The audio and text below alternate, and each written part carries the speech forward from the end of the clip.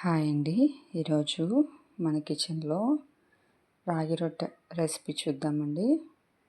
ముందుగా ఒక కడాయిలో 2 గుప్పిళ్ళ పల్లీలని ఇలా ఫ్రై చేసుకొని కచ్చా పచ్చాగా పౌడర్ చేసి పక్కన పెట్టుకోవాలండి. 2 కప్పుల రాగి పిండిని నేను వేసుకుంటున్నానండి. 2 కప్పుల రాగి పిండికి 1 కప్పు క్యారెట్ తురుము, 1 కప్పు పచ్చి కొబ్బరి తురుము వేసి దాంతోపాటు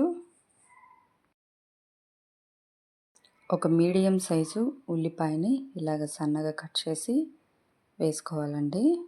దాంతోపాటు ఒక పచ్చిమిర్చిని సన్నగా కట్ చేసుకొని అది కూడా వేసుకోవాలండి. కొంచెం కరివేపాకుని ఇలా తుంపుకొని వేసుకోవాలండి. గుప్పెడు కొత్తిమీరని కూడా ఇలా సన్నగా కట్ చేసుకొని వేసుకోవాలండి. దాంతోపాటు 1 స్పూన్ జీలకర్రను వేసుకోవాలండి. దాంతోపాటు మనం ముందుగా కచ్చా పచ్చాగా వేసుకున్న పల్లీలను కూడా వేసుకోవాలండి. దాంతో 1 స్పూన్ ఉప్పును, 1 స్పూన్ చిల్లీ ఫ్లేక్స్ను, 2 స్పూన్ల నువ్వులను కూడా వేసి బాగా చూస్తున్నారు కదండి, ఇలాగా కలుపుకోవాలండి. అవంతా బాగా మిక్స్ అయిన తర్వాత మనం కొద్దిగా వాటర్ వేసుకుంటూ కొంచెం చపాతీ ముద్ద కంటే కూడా కొంచెం లూజ్గా కలుపుకోవాలండి. కన్సిస్టెన్సీ చూడండి మీరు దీంట్లో ఇలా కొద్దిగా వేసుకుంటూ మిక్స్ చేసుకోవాలండి. రిచ్ కాల్షియం, రిచ్ ఫైబర్ ఉంటుందండి. చాలా మంచిది ఇది హెల్త్కి. వారంలో ఒకసారైనా మీరు చేసుకొని తినండి.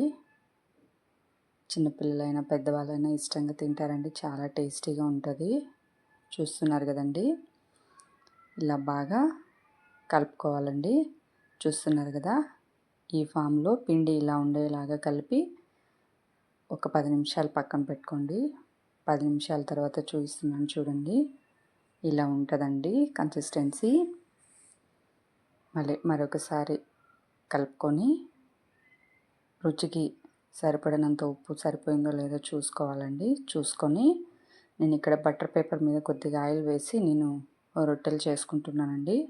మీకు కావాలంటే తడి బట్టను కూడా వేసుకొని మీరు చేసుకోవచ్చండి.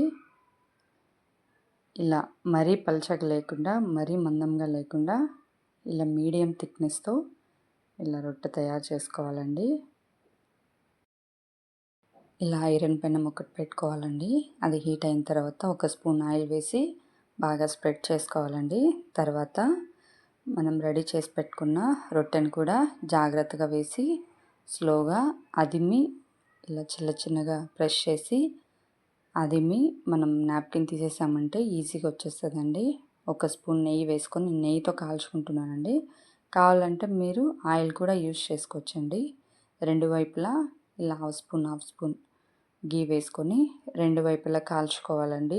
అవంతా పచ్చిమిర్చి, మనం వేసిన కరివేపాకు, జీలకర్ర, చిల్లీ ఫ్లేక్స్ అన్నీ బాగా వేగి రొట్టె చాలా టేస్టీగా ఉంటుందండి. చూస్తున్నారు కదా, ఇలా బాగా ఫ్రై చేసుకోవాలండి. అప్పుడే మనకు మంచి టేస్ట్ ఉంటుందండి. ఇలా కాల్చుకున్న తర్వాత తీసుకొని పక్కన పెట్టుకోవాలండి. మరొకటి చేసి చూపిస్తున్నాను చూడండి. మళ్ళీ అదే బటర్ పేపర్ మీద మరి కొంచెం ఆయిల్ కానీ గీ కానీ వేసుకోవాలండి. స్ప్రెడ్ చేసి చూస్తున్నారు కదండి, మళ్ళీ 1 స్పూన్ ఆయిల్ వేసి గీ వేసి మళ్ళీ రొట్టె వేసుకోవాలండి. చూస్తున్నారు కదండి, తర్వాత కూడా ఒక్కొక్క స్పూన్ నెయ్యి కానీ ఆయిల్ కానీ వేసుకుంటూ 2 వైపులా కాల్చుకోవాలండి. చూస్తున్నారు కదా, ఇలా మీడియం ఫ్లేమ్లో బాగా కాల్చుకోవాలండి. దీనిలోకి కాంబినేషన్గా ఎర్రకారం బాగుంటుందండి. పల్లీ చట్నీ కూడా బాగుంటుంది. నేనైతే ఓన్లీ ప్లెయిన్ రైతాతో పెరుగు చట్నీతో సర్వ్ చేసుకున్నానండి. చాలా బాగుంటుందండి. ట్రై చేసి కామెంట్లో తెలియజేయండి. థ్యాంక్ యూ అండి.